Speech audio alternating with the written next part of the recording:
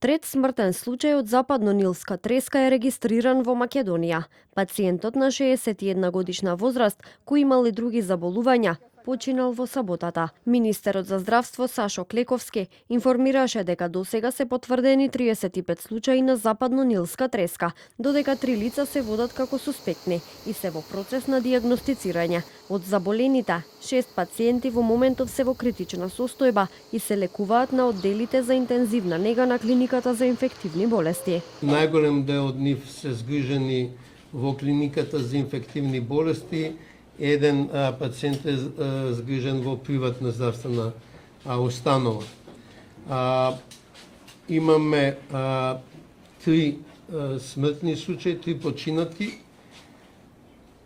и имаме 15 излекувани кои се отпуштени од клиниката за инфективни болести. Саботата почина третиот пациент, 61 година од едно од афектираните места. Министерот Клековски информираше дека здравствените установи се подготвени за зголемен број случаи, бидејќи според него значително е зголемен капацитетот за дијагностика. Дијагностички се подигнати капацитетите максимално. Ако минатите години се правеле по 40 анализи годишно, ние сме веќе на ритм од 4 до 8 анализи дневно.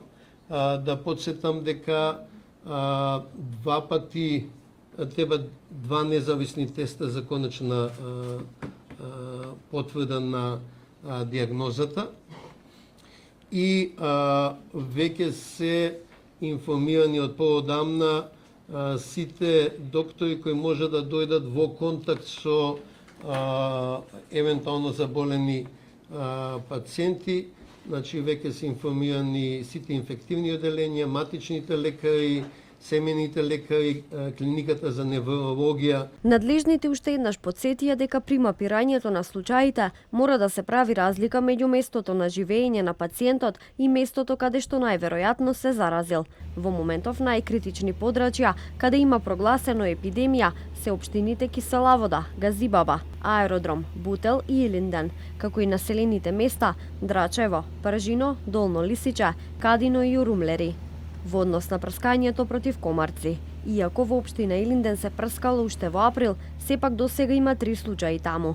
Во општина Газибаба пак повторно се прави вонредна дезинсекција и механичко прскање во сите населени места за да се спречи ширење на вирусот. Според досегашните информации, за само една недела битката со вирусот ја загубија двајца скопјани на 83 и 72 годишна возраст. Двајцата имале и други заболувања.